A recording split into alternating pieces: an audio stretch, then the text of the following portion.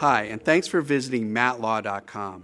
My name is Matt Powell, and I'm a board-certified civil trial lawyer, and I want to talk with you briefly about medical malpractice. Medical malpractice occurs when a doctor, hospital, or any healthcare provider falls below the standard of care when rendering services to their patients. Basically, whenever the healthcare provider makes a mistake, that is negligence or malpractice. But not all mistakes and not all negligence result in a medical malpractice claim. Quite often, when a healthcare provider makes a mistake, there's no long-term damage or injury, and as a result, even though they may have made a mistake, it's not the type of claim a lawyer will bring on behalf of a client.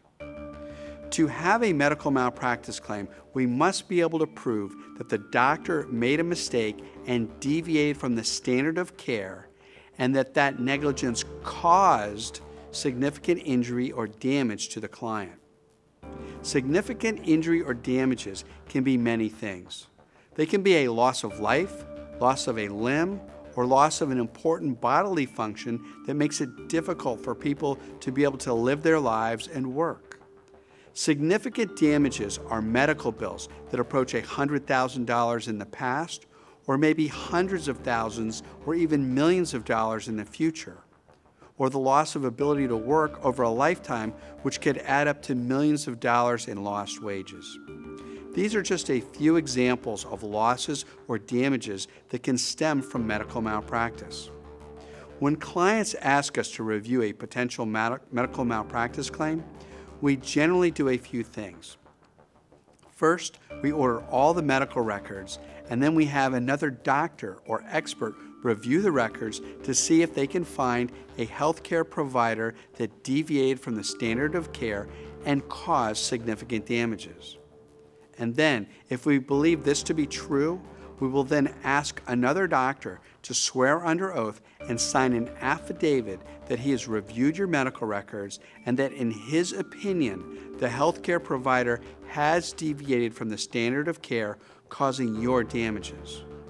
Once this happens, we can then begin a very complicated procedure where we send a notice to the bad doctor or hospital, and we have to follow a very rigid set of guidelines for 90 days before we're allowed to even file a medical malpractice lawsuit against the healthcare provider that damaged you.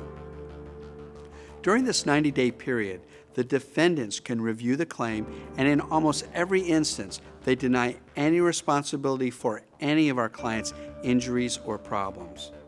Then, at that time, we can file a lawsuit and begin utilizing the court system to obtain fair and reasonable compensation for our client.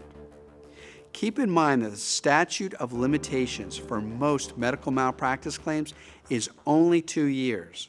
So if you have any questions or concerns about a potential medical malpractice case, please call us immediately for a free consultation. We'll be glad to review your claim and answer any of your questions.